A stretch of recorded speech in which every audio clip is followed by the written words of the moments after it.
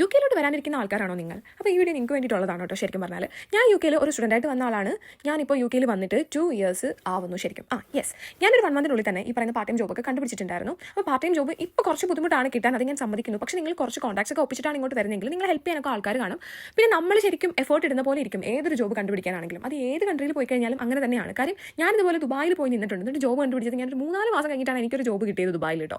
അപ്പോൾ എന്താ പറയണേ, ഏത് കൺട്രിയിൽ പോയി കഴിഞ്ഞാലും ആദ്യത്തെ കുറച്ച് നാൾ കഷ്ടപ്പാടായിരിക്കും. നമുക്ക് ശരിക്കും അവിടെ ഒരു ഫൗണ്ടേഷൻ കിട്ടാൻ വേണ്ടിയിട്ട് നമ്മൾ ഭയങ്കര പേഷ്യൻ്റ് ആയിട്ട് ഇരിക്കുക. കാര്യം ഒരു 2 to 3 ഇയേഴ്സ് എടുക്കും ശരിക്കും പറഞ്ഞാൽ നമ്മളൊന്ന് സ്റ്റേബിൾ ആയി വരാൻ. പ്രത്യേകിച്ച് ലോണും കാര്യങ്ങളൊക്കെ എടുത്തിട്ട് വരുന്ന ആൾക്കാരാണെങ്കിൽ അതൊക്കെ അടച്ച് തീർത്ത് സെറ്റായി വന്നു കഴിഞ്ഞാൽ പിന്നെ നമ്മൾ വർക്ക് ചെയ്യുന്നത് ലോണൊന്നും അടയ്ക്കേണ്ട, പിന്നെ നമുക്കുള്ളതാണ് ആ ഒരു എമൗണ്ട് എന്ന് പറയുന്നത്. ഈ കൺട്രിയിലെ ഏറ്റവും നല്ലൊരു പോസിറ്റീവുള്ള കാര്യം എന്താണെന്ന് പറഞ്ഞാൽ ബേസിക് പേ ആണ്. നമ്മളിപ്പോൾ വളരെ ചെറിയൊരു ജോബ് ചെയ്യുവാണെങ്കിൽ, ഒരു ക്ലീനിങ് ജോബ് ആണെങ്കിൽ പോലും, സാധാ ഒരു ജോബ്, അതുപോലെ ഒരു സാധാ ജോബ് ചെയ്യുവാണെങ്കിൽ പോലും നമുക്കതിന് ബേസിക് പേ കിട്ടുന്നുണ്ട്. തുല്യമായിട്ടുള്ള പേ ആണ് ഇവിടെ കിട്ടുന്നത് ശരിക്കും പറഞ്ഞാൽ.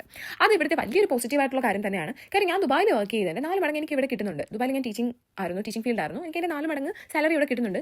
അവിടെ എനിക്ക് അഫോർഡ് ചെയ്യാൻ പറ്റാത്ത പല കാര്യങ്ങളും എനിക്ക് ഇവിടെ അഫോർഡ് ചെയ്യാൻ പറ്റുന്നുണ്ട്. സോ എനിക്ക് ഈ കൺട്രീനെ കുറ്റം പറയാൻ ഒരിക്കലും പറ്റില്ല. പിന്നെ ഒരു കാര്യം ഞാൻ പറയാം, പണിയെടുത്ത് പൈസ ഉണ്ടാക്കണം എന്നുള്ള, അതായത് കഷ്ടപ്പെട്ട് പൈസ ഉണ്ടാക്കണം എന്നുള്ളൊരു മൈൻഡ് ഉണ്ടെന്നുണ്ടെങ്കിൽ നിങ്ങൾക്ക് പറ്റിയ കൺട്രി തന്നെയാണ് യു കെ. ഇവിടെ അത്രയും കഷ്ടപ്പാടൊന്നുമില്ല. പിന്നെ നമ്മുടെ സ്വന്തം ഫീൽഡിൽ ജോബ് കിട്ടാൻ പാടാണോ എന്ന് ചോദിച്ചാൽ അത് ഞാൻ പറയും കുറച്ച് ബുദ്ധിമുട്ടാണ്. സ്വന്തം ഫീൽഡ് ഇപ്പോൾ മെഡിക്കൽ ഫീൽഡും അല്ല, IT ഫീൽഡും അല്ല എന്നുണ്ടെങ്കിൽ ബാക്കിയുള്ള ഫീൽഡുകളിൽ ജോലി കിട്ടാൻ ഇവിടെ കുറച്ച് ബുദ്ധിമുട്ടാണ്.